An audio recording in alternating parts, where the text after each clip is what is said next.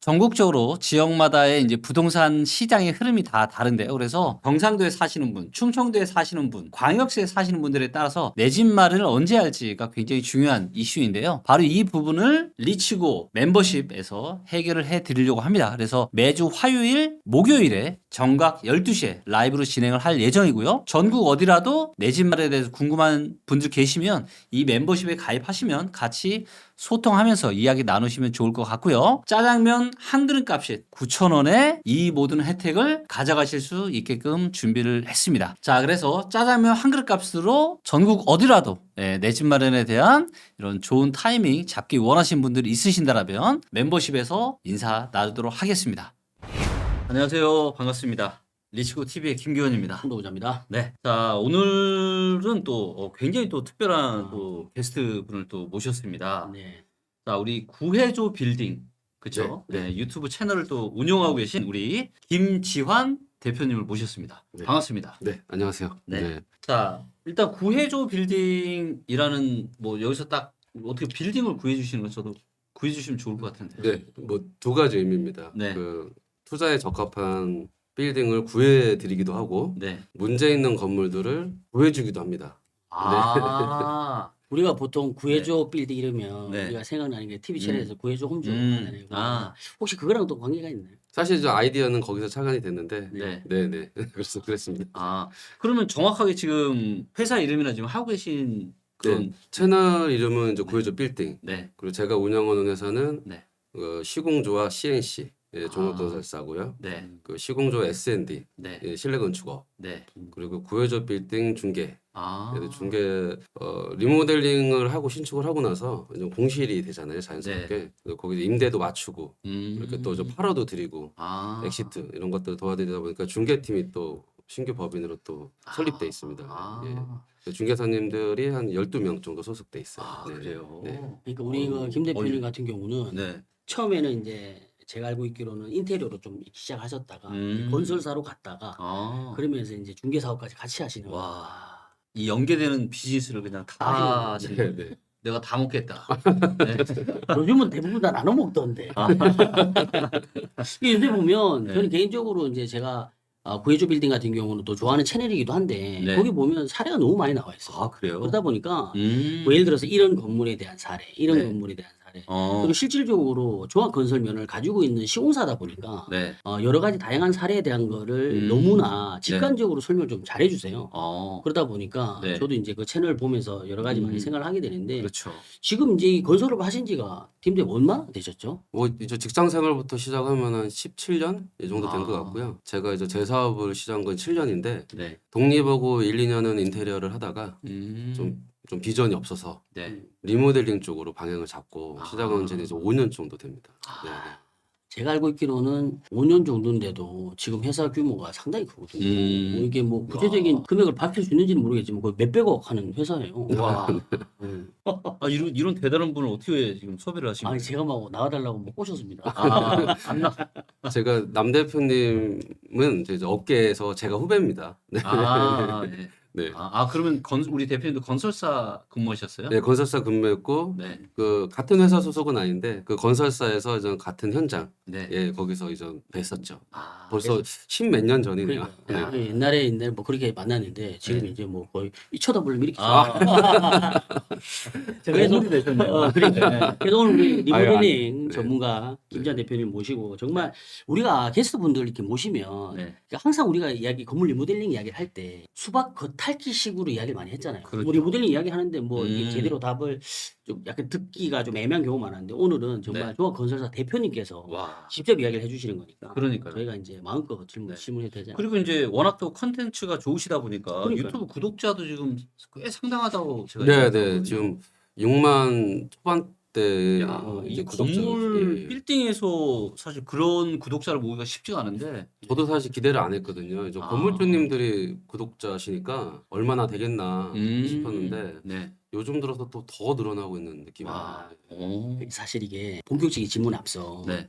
요새 부동산 경기 너무 안 좋으니까 그러니까요. 건설사 되게 안 좋잖아요. 맞아요. 근데 지금 시공조 같은 경우는 네. 김 대표님하고 상담하려면 음. 2달을 기다려야 돼요. 와, 그 정도예요? 이 넘쳐나가지고 와. 소화가 안 될 정도로. 근데 이거는 어떻게 보면 역으로 따지면 지금 이제 금리가 올라가다 보니까 또 공실 문제가 심각하다 보니까 맞습니다. 말 그대로 어떻게 내가 지금 건물 이거 어떻게 해야 돼? 나 좀 구해줘. 구해줘 빌딩. 네. 네. 그만큼 네. 굉장히 많은 분들이 힘들어하고 계신 것 같고요. 자, 그럼 본격적인 얘기로 한번 들어가서 요즘 이제 노후된 꼬마 빌딩을 매수를 해서 리모델링 하고자 하는 이런 수요가 늘고 있다는데 네, 네, 맞습니다. 어떻게 현장에서는 어떻게 느끼고 계세요? 항상 노후된 건물은 어떻게든 뭔가를 해야 되잖아요. 계속 음. 뭐 비세게 놔둘 수도 없고 세입자들도 너무 힘들어하고 그래서 항상 좀 이거를 갖다가 보수하고 고치는 개념들은 항상 있어 왔는데 네. 옛날에는 저는 쉽게 생각해서 그냥 머리 쓰기 싫고 골치 아프니 신축으로 갔죠. 신축 공사비가 그냥 투자할 만 했으니까요. 네. 근데 지금 신축 공사비가 강남에서 지하 한 개층 정도 한다라는 기준으로 보면 평당 1,000만 원이 넘어요. 아, 그래요? 그래요? 그래서 리모델링 검토가 이제 무조건 우선인 거예요. 이 아. 리모델링으로 이 건물을 살릴 수 있을지 검토를 한 다음에 안 되면 신축으로 가니까 애초에 방향성 자체가 리모델링이 우선시되다 보니까 저희가 리모델링 전문 회사로서 네. 좀 일이 좀 많아지고 있는 건 사실입니다. 아니 그럼 방금 말씀하신 게 이제 신축이 지하를 파는 기준으로 보면 1,000만 원이 넘어가는데 네. 리모델링은 신축 대비해서 비용이 어느 정도 되는지 보통 절반 정도. 절반 아. 정도. 그 리모델링은 성향에 따라서 좀 편차가 큰데요. 네. 건물 구조가 튼튼하고 활용도가 높으면 네. 평당 뭐 300만 원.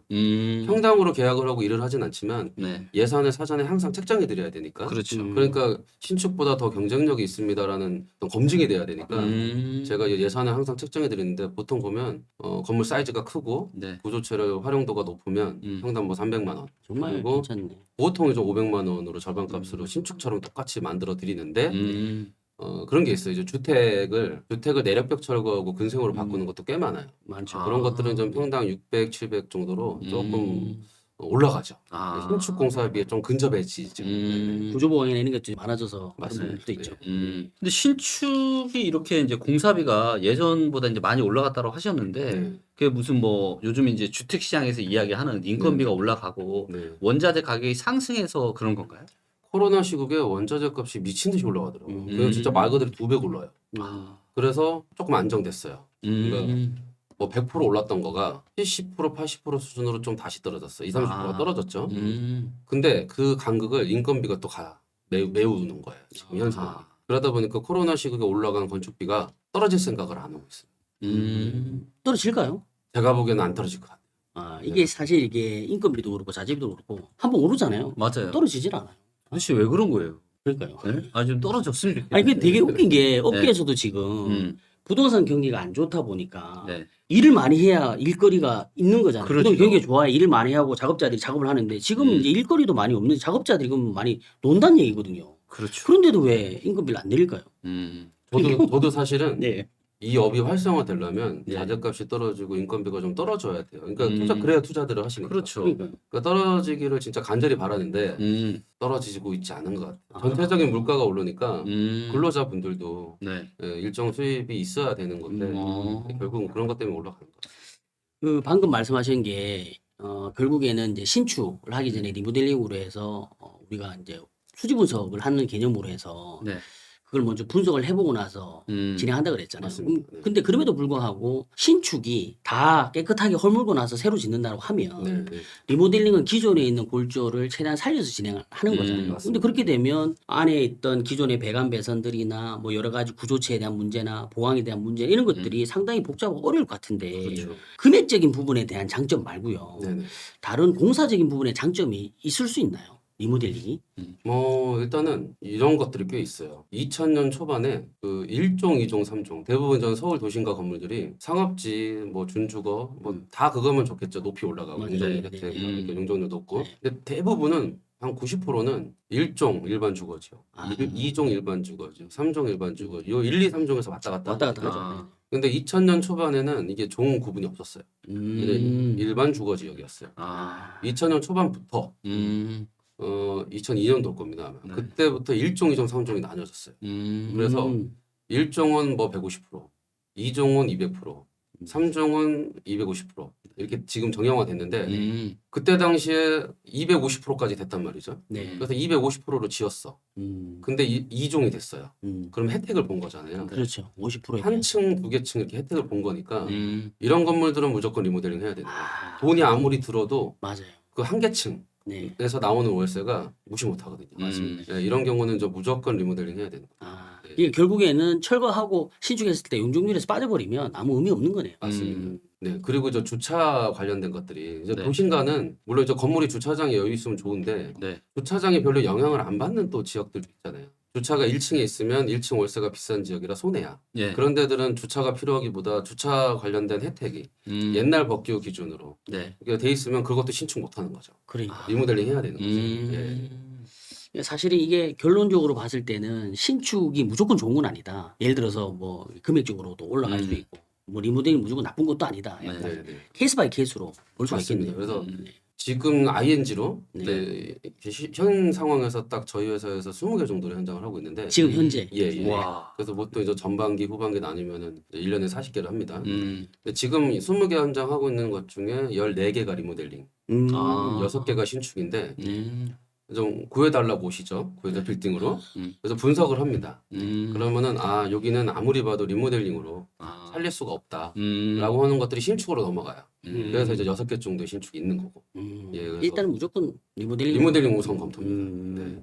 아니 근데 그러다 보니까 실질적으로 리모델링 같은 경우에도 우리가 인허가 부분에 대해서 네. 그냥 막 하는 경우도 많지만 요새는 워낙 대수동 공사를 많이 하잖아요. 네. 이 인허가 절차 이런 것들이 또 처음 진행하시려고 하신 분들은 너무 생소할 것 같은데 어떻게 좀 정리를 해야 뭐 되나요? 그동안에 대한민국 건축 프로세스가 신축에 익숙해졌고 항상 나대지였죠. 네. 그러니까 빈 땅에 건축 허가 받아서 시공사한테 견적받아서 진행하면 되는 건데 네. 이제는 이제 도심가에는 건물들이 다 차 있으니 네. 리모델링을 하든 신축을 하든 기존 건물 부시고 뭐 어떤 좀 복잡한 프로세스들이 생겼고 그리고 인허가 과정들이 저는 뭐 굴토심이에요. 신축 같은 경우. 맞아요. 그리고 리모델링도 간혹 굴토심으로 또 받기도 하고. 지하를 파면서 그렇게 예, 있습니다. 맞나요? 네. 가령 예를 들어서 엘리베이터를 장애인 엘리베이터를 건물 바깥에 붙여요. 안에 전용 공간을 해치기 싫어서. 근데 그거를 또 지하까지 넣어야 돼요. 그러니까 장애인 엘리베이터를 설치를 하면 그냥 장애인 엘리베이터가 되는 줄 아세요. 아, 장애인 엘리베이터로 인정받으려면 몇 가지 필요 조건이 있는데 네. 모든 층에 그 엘리베이터가 머물러야 돼요. 아, 그 건물의 모든 층에. 네. 그래서 쉽게는 리모델링을 그냥 지하는 굳이 넣지 말지 일 커지니까. 장애인 엘리베이터는 지하까지 엘리베이터가 머물러야 장애인 엘리베이터로 인정을 받아요. 아, 그렇게 되면 굴토심이가 들어갈 수 있죠. 아 그러네요. 그리고 또 저는 기본적으로는 저희 하는 허가는 이제 대수선입니다. 그러니까 가볍게는 신고가 있고 그 다음에 저는 대수선을 가는데 보통 좀 부족한 용적률을 또 채우기 위해서 중축, 대수선 플러스 중축으로 가죠. 네, 그렇게 되는데 또 여기서 또 뭐가 하나 추가되냐? 네, 해체 심의가 들어가요. 맞아요. 요새 강화됐잖아요. 네, 요즘에 굉장히 강화돼서 엘리베이터를 넣을 때 층간 슬라브로 구멍을 뻥뻥뻥 뚫어서 엘리베이터를 관통시켜야 되잖아요. 아. 그런 철거가 해체 심의 대상이고 또 저는 서울 도심가에는 최상층이 옛날 이제 거주를 하면서 밑에서 월세를 받는 구조가 많다 보니까 최상층이 내력벽의 주택이에요. 그래서 또 또 올라가야 내력벽을 또 철거를 해서 근생으로 바꿔야 되잖아요. 그러니까 널찍한 한 공간이 나와줘야 되고 세입자가 인테리어를 좀 이렇게 하는 게 맞으니까 네네. 그런 것들 때문에 이제 심의 대상이 돼요. 그렇죠. 그래서 해체 심의와 허가를 합쳐서 보통 한 5개월, 6개월 정도 기간이 소비됩니다. 네. 아, 그럼 전체적으로 봤을 때 이런 해체 심의를 이제 시작을 하고 인허가도 다 받고 공사까지 끝나고 한다라고 했을 때 일정 기간이 얼마나 소요되나요? 해체 심의와 대수선을 합쳐서 5, 6개월을 받고 공사 기간이 또 5, 6개월 정도 돼요, 보통. 5, 6개월. 네, 그래서 마음 먹고 나서는 1년이 걸리는 건데 저희가 어떻게 제안을 드리냐면 허가 기간 동안에는 세입자가 계셔도 되니까 그 사이에는 월세를 받아라. 그리고 또 이제 매매하고 맞물리시는 경우가 있어요. 네. 명도가 다 되는 건물을 매수를 하셨어요. 그러면 저희가 잔금 기간을 6개월로 잡아드려요. 그래서 매도자의 협조를 받아서 허가를 합니다. 잔금 치르자마자 명도와 동시에 공사를 하는 거죠. 그래서 1년 동안 저 월세 창출을 못 하는 게 아니고 6개월 정도만 월세 창출을 못 하는 거죠. 네, 그런 것들까지 이제 앞뒤 일정 맞춰서 예, 진행을 이게 합니다. 사실 이게 많이 해보지 않으면 이렇게 이야기할 수가 없거든요. 그렇죠. 몇 건씩 하면. 근데 지금 조금 전에 이야기한 것처럼 뭐 지금 이제 전반기만 20개 하면 하반기 또 20개 하면 40개면 야 엄청나네요, 진짜. 아니 그럼 지나가다 공사하는 거 보면은 아 이거 시공조에서 하는 건가 이렇게 볼 수도 있겠네요. 제가 볼 때는 시공조 아니면 경동하우지 둘 중에서 음. 뭐 그 정도는 일단 많이 하고 있는데 그러면 실질적으로 이런 어떤 인허가가 무조건 리모델링 할 때 필수인가요? 아니면은 요 정도 되는 거는 할 필요가 없다. 이런 게 좀 있을 것 같은데. 이게 좀 애매한 부분이 있는데요. 그냥도 합니다. 가벼운 공사들은. 근데 엄밀히 치면은 대부분 다 신고 아니면 허가예요. 그러니까 아. 어떻게 체감을 하시면 되냐면 지나가시다 보면 나이키 매장이 간판을 크게 해서 건물을 뒤덮고 있고 네. 뭐 스파이더 이런 브랜드는 뭐 전략적으로 그렇게 하더라고요. 네. 그것도 엄밀히 치면 허가 받아야 돼요. 근데 허가 안 받죠. 그냥 네. 간판이 큰 거 정도로 넘어가 주죠. 아. 근데 그것도 엄밀히 치면 허가입니다. 야, 간판 하나 다른 거조차. 왜냐면 이제는 이게 건물에 외장 마감재가 바뀌면 허가다, 신고다 이렇게 있어요. 근데 엄밀히 치면 많이 이제는 덮어버리면 네. 그거에 이제 들어가게 되는 거죠. 근데 이게 항상 저도 이제 이런 거 관련해서 지자체 인허가 담당자들 이야기를 하다 보면 이게 약간 해석에 따라서 많이 바뀌더라고요. 맞아요. 네, 맞습니다. 그러니까 A라는 데는 뭐 괜찮다 그러는데 B라는 데는 무조건 또 받아야 된다 그러고. 그래서 이게 그래서 애매하다고 말씀드리는 건데 사실은 그 뭐 아까 같은 그런 매장 하면서 허가 안 받거든요. 근데 좀 민원에 걸려 있는 거예요. 예를 들어서 민원이 누군가가 저 걸어서 그럼 구청 주무관도 곤란해요. 그러면은 민원 때문에 그런데 좀 접수 좀 해주세요. 네, 저희도 왕왕 있습니다. 네. 저희가 주무관님한테 가서 우리 엘리베이터도 안 놓고 뭐 이렇습니다. 이렇게 해서 외부만 이렇게 페인트 칠합니다. 주무관님이 이거 정도는 뭐 그냥 하시죠 뭐 하셨다가 옆에 누군가 시기 질투하는 사람이 전화를 걸어서 민원하는 거예요. 아. 그러면은 주무관님이 거꾸로 미안한데 이런 게 자꾸 연락이 와서 그러는데 허가 접수 좀 해주세요. 이런 상황도 있습니다. 아. 예. 하기야 그러니까 그런 경우들이 케이스 바이 케이스로 일어나다 보니까 또 상황에 맞춰서 또 잘 대응을 해야 되겠네요. 맞습니다. 그게 또 시공사의 능력이. 맞습니다. 항상 우리가 공사를 하게 되면 제일 걱정인 게 민원인데 그 민원 대응을 또 건설사에서 해야 되잖아요. 맞습니다. 아 그런 것까지 다. 어쩔 수 없어요. 그러니까 그런 지식을 갖고 있는 건축주님이 안 계셔서 네. 물론 상황 설명은 제가 열심히 드리지만 음. 이제 잘 모르시는 분 귀에 들어오질 않으시거든요. 네. 근데 결국은 상황 설명 드리지만 해결은 제가 해드리는 상황이죠. 예. 그러면 1년에 뭐 그 정도면 하시면 지금까지 뭐 한 수백 건 하셨겠어요? 네, 맞습니다. 수백 건 이상. 저는 개인적으로 네. 이런 것이 뭐냐면 그 분야에 정통하거나 많이 알려져 있는 사람들이 실질적으로 그 분야의 그 일을 얼마나 많이 해봤냐가 되게 중요하잖아요. 중요하죠. 근데 이제 시공조화 같은 경우에는 벌써 이제 리모델링에서는 엄청 많은 사례 레퍼런스가 있기 때문에 그런 부분들에 대해서 약간 그 소비자들 또 시청자분들께서도 많이 믿음을 갖는 것 같아요. 보니까 그 사례가 되게 많으니까. 네. 그래서 이제 많이 참고하시는 것 같고요. 근데 그럼에도 불구하고 기본적으로 우리가 시공조화 또는 뭐 경동화직 또는 다른 회사들 네. 한테 우리가 리모델링 할 때 견적 같은 걸로 받겠지만 그럼에도 불구하고 또 개인이 또 알아봐서 받을 수도 있잖아요. 뭐 그럴 때 실질적으로 건설사 선택하는 기준이 되거나 어떤 견적을 받을 때 뭘 좀 조심해야 된다거나 이런 게 있으면 좀 알려주시죠. 일단은 건축사님이든 시공사든 네. 그냥 국내 자체에 리모델링 경험들이 별로 없어요. 그래서 일단은 경험 있는 회사를 찾으셔야 된다. 아 그렇죠. 네, 그래서 그게 제일 중요하고요. 건축사님이 특히나 좀 중요합니다. 아, 맞아요. 건축사님. 네. 예시를 하나 들어드릴게요. 네. 저희가 마포에 어제 허가를 하나 받았는데요. 네. 제가 용적률 혜택을 20% 본 건물이에요. 오, 많이 보셨네. 근데 제가 가서 용적률 혜택을 본 건물이니 이제 뭔가 더 얻어내기 어렵잖아요. 주무관들도 좀 곤란해하시거든요. 네. 논리를 만들어드려요. 갔는데 지금은 필로티 주차장을 신축을 할 때 하잖아요. 필로티 주차장에 용적률이 안 들어가요. 그래서 갔는데 필로티 주차장인데 용적률에 들어가 있는 거예요. 그래서 뭐냐면 벽이 네. 막혀 있냐 뚫려 있냐. 네네. 그래서 제가 뚫어버리고 기둥으로 받쳐서 뚫겠다. 네. 그러면서 저 필로티가 된 거예요. 네네. 또 그 면적을 또 중축으로 쓰고 네. 장애인 엘리베이터를 넣으면 신축인데는 그 용적률 검표에 안 들어가지 않냐. 네네. 내가 여기 리모델링이 좀 장애인을 넣겠다. 지하까지 다 내려가게 해서 그러면 층마다 2.5평 정도의 용적률 또 생기고. 또 생겨요. 네네. 그거를 또 위로 올려서 제가 또 중축. 그리고 지하 내려가는 썬큰. 썬큰이 뭔가요? 지하에 네. 천장에 구멍을 뚫어서 네. 햇빛도 들어오고 자연 환기를 시켜요. 아. 네, 그리고 계단도 그러니까 뭔가 계단을 만들어서 이렇게 좀 네네. 지하인데 지하 같지 않게 만드는 거. 맞습니다. 이걸 썬큰이라고 하는군요. 예, 맞습니다. 그래서 햇빛도 들어오고 환기도 되고 네. 보행자 입장에서 이렇게 내려다 보면 지하의 업종이 이제 눈으로 직접 보이니까 지하를 살릴 수 있는 굉장히 좋은 아이템으로 제가 항상 네, 전 그걸 찾아서. 맞아요. 근데 이제 그게 그 바닥 슬라브 뜯어내는 면적만큼 면적이 안 들어가요. 또 연면적. 또 올라가네. 아, 네. 그런데 이제는 연면적을 혜택 본 건물인데 제가 그걸 들고 가니 주무관님이 이거 논리적으로 허가를 내줘야 되는데 부담이 되는 거예요. 근데 이제 왜요? 그 논리를 이미 근거가 다 있는 걸로 이렇게 했는데도. 맞습니다. 근거가 있으니까 해주셨어요. 네. 근데 좀 불편은 하시죠. 용적률 혜택을 봤으니까. 네, 용적률 혜택을 이미 본 건물을 또 면적이 자꾸 늘어나니까 이게 좀 조금 부담이 되시죠. 근데 아. 어쨌든 건축법규를 다 찾아서 제가 제시를 하면서 와. 만들어 드렸는데 어, 이런 게 저 경험인 거예요. 그렇죠. 그냥 일반 건축사님도 음. 이거를 찾을 수 있을 거라고 생각들을 안 하세요. 제가 막 욕심을 부려서 찾아서 건축사님한테 막 압박을 가하는 거예요. 아, 건축사님들이 이걸 주도적으로 막 하질 않으세요? 그 건축사님들은 좀 부담을 갖는 이유가 네. 건축사님들께서는 뭔가 약속을 하면 법을 저는 그거를 막 지키셔야 돼요. 그러니까 예를 들어서 내가 이거 하겠다. 네. 근데 이제 그거를 꼭 달성을 시키셔야 되는 거예요. 음. 통과가 안 되면 원망을 받으시니까. 네. 그럼 건축사님들은 부담을 갖고 이런 혜택을 추가로 받아내는 거에 대해서 좀 망설이세요. 근데 이제 저는 건축주님들한테 항상 얘기하거든요. 네. 이거 안 될 수도 있어요. 그렇죠. 하지만 부닥쳐 보고 그렇지. 다시 뭐 빠꾸 당하더라도 한 5가지를 집어넣는데 2가지 잘리는 게 낫지 않겠냐.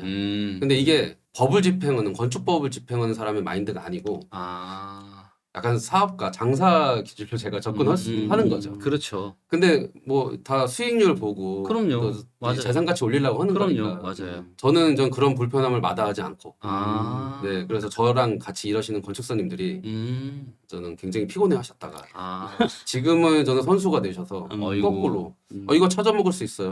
이거 할 수 있어요라고 저는 적극적으로 제시를 해주시죠. 이게 결국에는 뭐냐면 건축사도 트레이닝 시키시는. 아니, 야. 그럴 수밖에 없는 게 네. 건축사도 그러니까 신축을 대부분 많이 한단 말이에요. 네. 그러니까 리모델링을 많이 하는 건축사는 별로 없단 말이에요. 그러다 보니까 케이스가 계속 쌓이면서 DB가 생기잖아요. 그러다 보니까 그게 이제 계속 디벨롭 되는 한마디로 이제 리모델링을 잘할 수 있는 네네. 이 건축사 선수를 만들어 주셨네요, 우리 대표님. 맞습니다. 그리고 보시는 채널에 관심 있으신 분들은 그렇게 경험 많으신 건축사님들을 꼭 만나셔야 된다는 말씀. 아니면 시공사라도. 그러면은 우리가 지금 계속 쭉 이야기를 했는데 그럼에도 불구하고 신축보다는 리모델링이 가격적인 부분에서는 경쟁이 있기 때문에 하는데 근데 그럼에도 불구하고 이 리모델링에서도 또 비중을 많이 차지하는 공정이 있을 것 같거든요. 그런 맞습니다. 건 어떤 거 쪽인가요? 아무래도 이제 구조 변경이 있다 보니까 네, 구조 변경이 많으면 이제 공사비에 부담이 되죠. 맞습니다. 기본적으로 엘리베이터 넣고 네. 전기 배관 바꾸고 설비 배관 바꾸고 화장실 공사 사용. 그러니까 쉽게 얘기해서 골조만 살리는 거지. 그렇지. 모든 마감재, 배관 배선 다 100% 교체해요. 아. 네, 전봇대에서부터 교체해요. 사람으로 따지면 그냥 뼈만 남기고 맞습니다. 안에 뭐 혈관이니 뭐니 외관 맞습니다. 이걸 다 뜯어 고치는 거잖아요. 네, 완전 뜯어 고치는 기준인데 다른 거는 양보가 할 수 없어요. 뭐 줄일 수 없어요. 근데 이 구조를 재사용해야지만 금액적인 어떤 효과가 있는데 구조를 많이 뜯는 아까 말씀드렸다시피 요즘에 그 서울 도심가가 네. 주택이 막 늘어나는 지역도 있겠지만 대부분 주택들은 살기 편한 신도시로 빠지니까 대단지로 빠지니까 강남권 도심가가 주택이 저는 근생으로 막 저는 잠식당해요. 근데 딱 주택인데 신축이 부담되니 리모델링을 하자라고 해서 검토가 들어가면 대부분 내력벽인 거예요. 주택은.